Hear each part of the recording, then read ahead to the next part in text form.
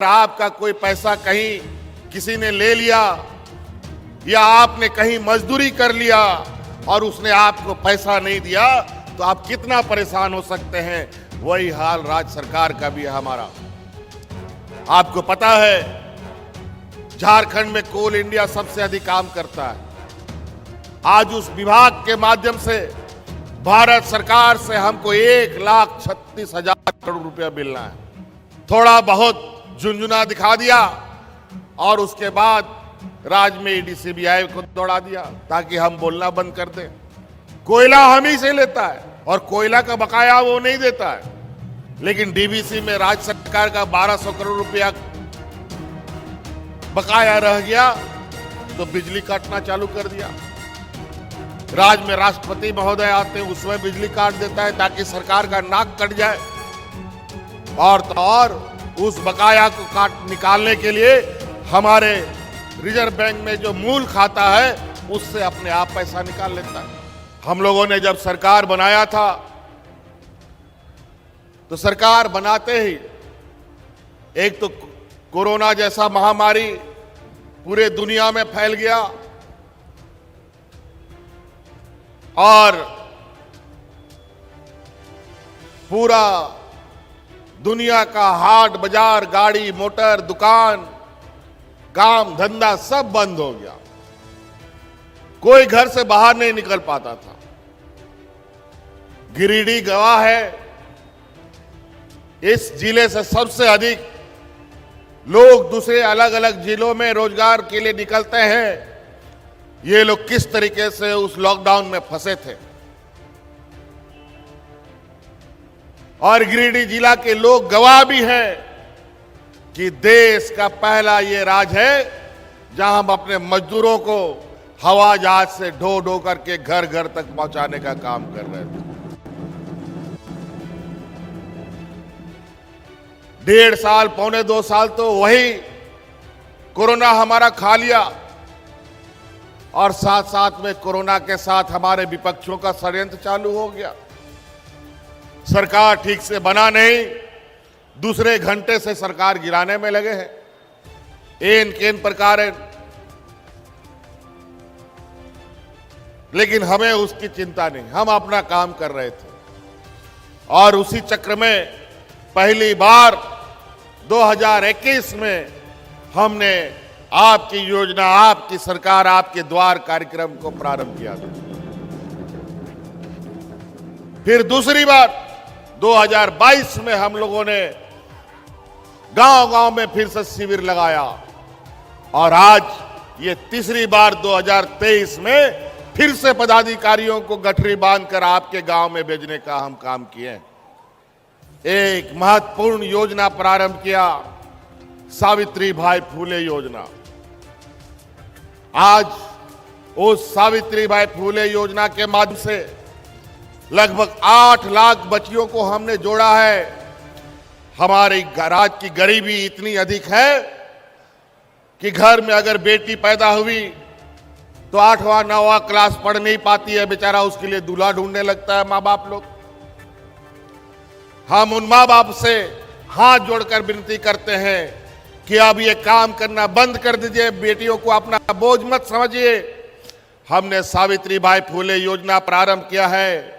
आने वाला समय 12वीं क्लास के बाद इंजीनियर, डॉक्टर, वकील, पत्रकार और भी कोई बढ़िया अगर उसको पढ़ाई करना हो उसका पूरा पढ़ाई का खर्चा राज्य सरकार आपके लिए वहन करेगी।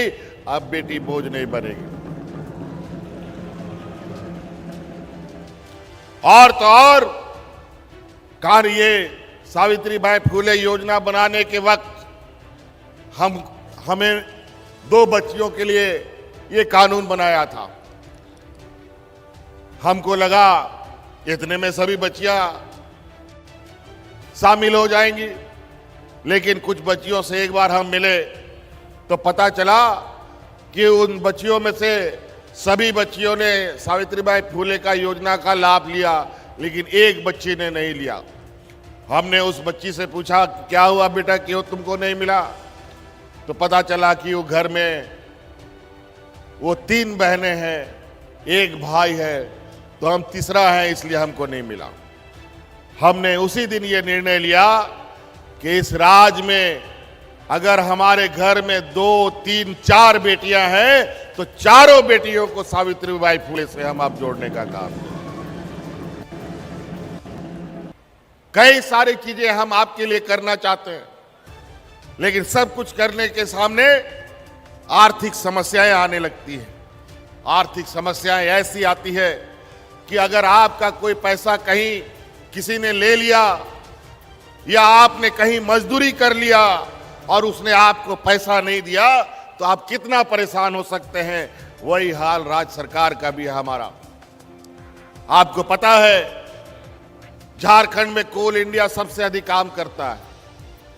आज उस विभाग के माध्यम से भारत सरकार से हमको 1,36,000 करोड़ रुपया मिलना है,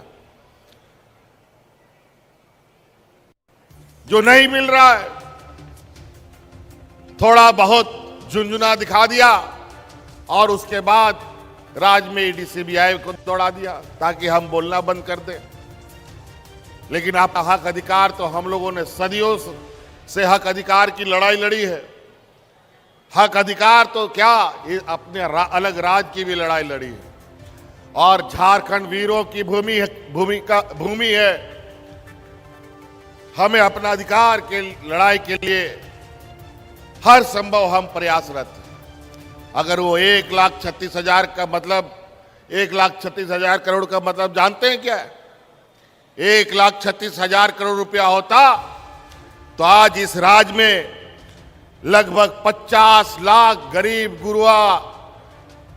गरीबों को अब आवास हम दे पाते। अगर वो 1,36,000 करोड़ रुपया होता तो राज्य के जो नौजवान हैं, दूसरे राज्य में काम करने के लिए, रोजगार पाने के लिए जाते हैं, उनको एक भी नौजवान को जाने की जरूरत नहीं पड़ती। लगभग 15-20 लाख नौजवानों को 10-10 लाख रुपया का स्वरोजगार सृजन करने का हम योजना देते, लेकिन वो पैसा नहीं। आज अगर वो 1,36,000 करोड़ रुपया मिलता तो जो आज गैस का सिलेंडर 1200-1300 में मिलता, वो गैस का सिलेंडर हम 500 रुपया में देते। आज अगर वो 1,36,000 करोड़ रुपया मिलता तो आज गांव-गांव में जो आज कम पैसे के वजह से मात्र 81 हम लोगों ने उत्कृष्ट विद्यालय बनाए हैं। लगभग हम 15,000 उत्कृष्ट विद्यालय बनाते और प्राइवेट स्कूलों से भी बढ़िया हम उसमें शिक्षा गरीबों को मुफ्त में देते। अगर आज वो 1,36,000 करोड़ रुपया हमें मिलता तो आज राज्य में 10 लाख सरकारी पदों की बहाली हम कर चुके होते, लेकिन कोई मतलब नहीं।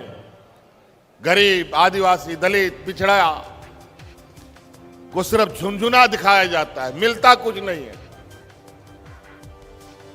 मिलेगा तभी जब आपका कोई आपके तकलीफों को जानने समझने वाला और आपके बीच का कोई होगा। आज यही वजह है, आज गांव में 1-2 लोगों को वृद्धा पेंशन मिलता था। आज देखिए वृद्धा पेंशन का काउंटर यहां भी लगा होगा, 1-2 लोग आते हैं। पहले तो हम लोग बोरा भर भर के वृद्धा पेंशन ले जाते थे, विधवा पेंशन लेके जाते थे। ना कोई विधवा महिला बची अब बिना पेंशन का, ना कोई वृद्ध बचा हुआ है। हाथों हाथ उनका पेंशन का कार्ड बनता है। यह सरकार की संवेदनशीलता है। विगत 22-23 साल में इन लोगों ने 20 साल के अंदर में इस राज्य के लोगों का तो शोषण किया ही, इस राज्य के कर्मचारियों का भी शोषण किया। इनके भी जो बुढ़ापे का लाठी हुआ करता था, जिसको कहते हैं पेंशन, उसका भी इन लोगों ने सौदा कर लिया। लेकिन आज हमने अपने कर्मचारियों को भी मान सम्मान के लिए पुराना पेंशन लागू किया और आज उसी आत्मविश्वास के साथ इन कर्मचारियों को ही लगा करके गांव भेज रहे हैं, जहां सड़क नहीं है, जहां रोड नहीं है, जहां पुल पुलिया नहीं है।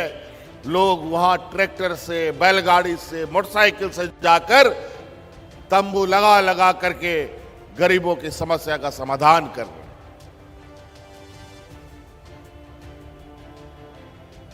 तो कई ऐसी चीजें, हक अधिकार और अपना मेहनत नामा ना मिलने से भी काफी तकलीफ होता है। आपका ये गिरिडीह जिला तो कई चीजों का गवाह है। इसी जिला में डीवीसी वगैरह भी है। डीवीसी के क्षेत्र के इर्द गिर्द 4-5 जिला आता है, चतरा, हजारीबाग, बोकारो और गिरिडीह जिला, धनबाद, पता नहीं कौन कौन सा जिला है। और इसने पहले से अपना जो बिजली की लाइन बना रखी थी, उसी के माध्यम से बिजली देने का काम करता था। कोयला हम ही से लेता है और 1200 करोड़ रुपया का बकाया निकल गया, और कोयला का बकाया वो नहीं देता है। कोयला का भी हमारा 1,36,000 करोड़ रुपया है, सब मिलाकर वो नहीं मिलता है। लेकिन डीवीसी में राज्य सरकार का 1200 करोड़ रुपया बकाया रह गया, तो बिजली काटना चालू कर दिया। राज्य में राष्ट्रपति महोदय आते हैं, उसमें बिजली काट देता है ताकि सरकार का नाक कट जाए। और तो और उस बकाया को निकालने के लिए हमारे रिजर्व बैंक में जो मूल खाता है, उससे अपने आप पैसा निकाल लेता है। क्योंकि पहले डबल इंजन की सरकार थी, उन्होंने ये आदेश दे रखा है कि इस राज्य का कोई भी बकाया होगा तो केंद्र सरकार बिना पूछे राज्य सरकार का पैसा उसके खाते से निकाल सकता है। और उस खाते में हमारे गरीबों का पेंशन का खाता है, हमारे बच्चे छात्र छात्राओं का स्कॉलरशिप का पैसा है, हमारे गरीब गुरु वालों का राशन का पैसा है, किसानों का पैसा है। लेकिन उससे उसको कोई मतलब नहीं है, उसको अपना बकाया चाहिए। लेकिन चिंता मत कीजिए, अब हम लोग बहुत तेजी से जहां जहां डीवीसी का कार्य क्षेत्र है, जहां जहां वो बिजली सप्लाई करती है, जिन जिन जिलों में, उन जिलों में 1-1.5 साल के अंदर हमने काम शुरू कर दिया है कि 1-1.5 साल के अंदर अब हम अपना खुद का लाइन राज्य सरकार बिजली संरक्षण का लगाएगी। ट्रांसमिशन लाइन लगाना प्रारंभ कर चुकी है कई जिलों में, और उसके बाद डीवीसी अपना लाइन का अचार डालेगा, उसको कोई लेने वाला नहीं होगा। N4 news Bharat.